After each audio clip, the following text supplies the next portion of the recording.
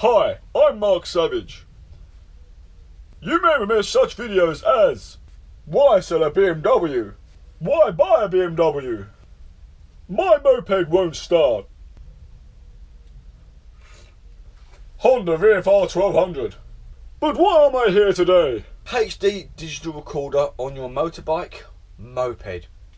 It doesn't matter whether you're a £100 moped or a £20,000 motorbike. A hard drive, dash cam, crash cam, whatever you want to call them, these are brilliant. Under £100, you need to have an SD card as well though. Doesn't matter what make. These are a brilliant bit of kit. I recently visited Derv Man. Steve. Hello mate. Recently visited him. He showed me, he had a very nice one of these, a couple of £100 jobby.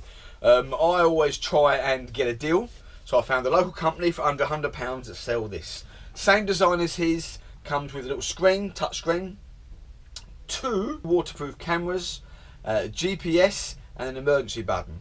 Let's see what we get in this kit. Some very good comprehensive instructions.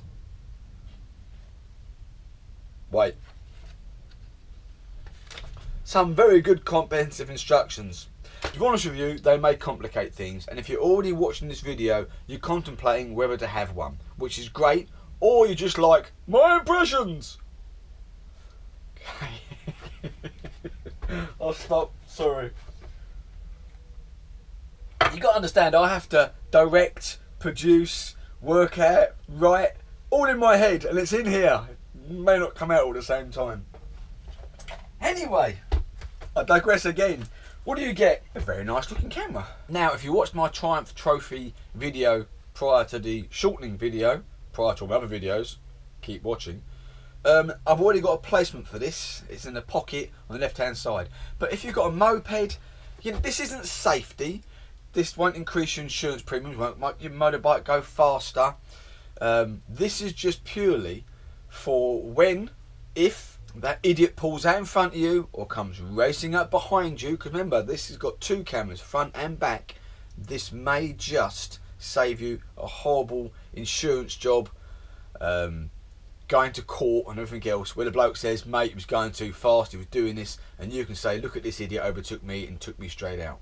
That's what hopefully this is for. We've all had it on motorbikes, we've all had it, I know. Anyway, 4 outputs or inputs. Little guarantee instructions. First I've looked in here, you know. This must be your little emergency button, I'm guessing. To take pictures if you need to take pictures. I'll read up. This is your GPS mount. Now, I am wondering about this because this would record your whereabouts and all this lot good. Also maybe what speed you were doing. That could go against you. A mount. Oh. I could have that plumbed in that way in my little box. I am going to have to hardwire it in.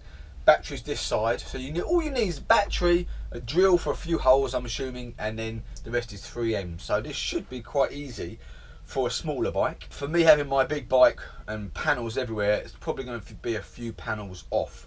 But anyway, hey, it's a cable ties and that must be the USB point. I have a USB charging point actually in the box.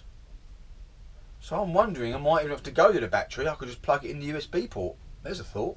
And these must be the cameras. Right, there we go. There's 2 of these, 1 and 2. Look like I've got 3M tape plus screws. So I'm going to screw mine in, 1 at the front and 1 at the back. Probably under the back box. And probably I've got a sensor, so just to the right hand side of my headlights, so it doesn't get bleed from the headlights. And the power module, the output. So there we go, in the box. Power, GPS. 2 cameras, emergency push button I think. What I'll do now, I'll do some reading, then I'll do some planning on the bike. I was right about the USB. You can plug it straight in, and what could be better, with these 2 working, 2 of me. Obviously I've got to work out what the buttons do now, but there you go, both cameras are working. The truth be known, we all are funny creatures, we all learn differently. I tend to plan, work out where it's supposed to go, and then pull it in, and then work out why it's not working. But as you've seen, I've tested it. It does suggest you test the host, as it calls it, and see if it works first. So you clearly see it working, so I'm happy to install now. I'll test it, see if it works basically, review it. Oh no, must read these though. But as I said, we all learn differently. Where's it going to go? You may not get this, but I've got this very nice box with 2 power points. It will fit in there. I'll just make it look a bit better, maybe a bit of foam underneath it and sit it on that. I'm going to drill for the side here, so all my cables will come out here. But as for camera placement on this big girl, there is my air detection. So I'm going to go just this side of it there like that. Now from the rear, I don't want too much light bleed from here, because remember the registration plate here. I don't want to put it on the back box because I may take this off, although it'll be in a really good place, but it does bounce. So I'm going to go here. I'll bend this and have it like that. What I actually enjoy doing is hiding these, knowing that these will connect quite well. Small hole, tuck it up, take everything I need to get off. Don't have these dangling around. On a moped, it must be really easy. You know, and as I said, it doesn't matter the price of your moped. It just matters that you can prove that you're not in the wrong. And if you are, more camera. Right, let's get on this. I'll show you halfway when I'm trying to work things out. Let's get on with it. I've dropped the panel, keep in mind of the air sensor. I had to drop the light and put a 501 in. A lot brighter, isn't it? There you go. Right, we'll pop that back in. I'm going to drill 2 small holes here and then connect that like that. Bigger hole through there, and then run the cabling up there, nice and neat. Just quickly, I've used a little blob of glue, some duct tape on the connector as well. Change the bulb, I'll push the wiring up here, and then that's what you get. Pretty cool, huh? The back went on very neatly. There we go, just there. And the wire nicely tucked up again. And it's in there. Now we've just got to trace the wire along here, under here, and get up to here. Okay, tracing wires can be a bit of a bitch, but worth it. Back wire now comes all the way along, under here, and back out here.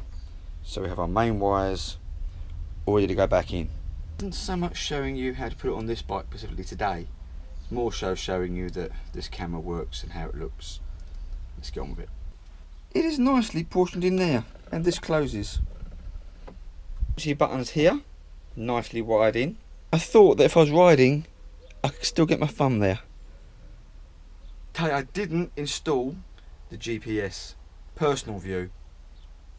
Insurance companies seem to have forgot what they're really there for. They tell you they're there for you, but you seem to pay them money and they tell you everything you can't do. And as soon as they can get out of paying you, they do. I read about a guy the other week who got his bike out of his locked garage, pulled it in front of his drive, went to ride off, realised he hadn't got his door key. He went back in to get his door key, came back out, some little scrope stole the bike. Didn't pay him. They said it wasn't in the locked garage. Seconds. He had CCTV of it, didn't care, left his bike unattended. So you start thinking, well, and I say I've heard of cases now where they use your crash cam against you rather than for you. Anyway, enough chat. Let's turn it on and see what it does. We have recording. How good is that?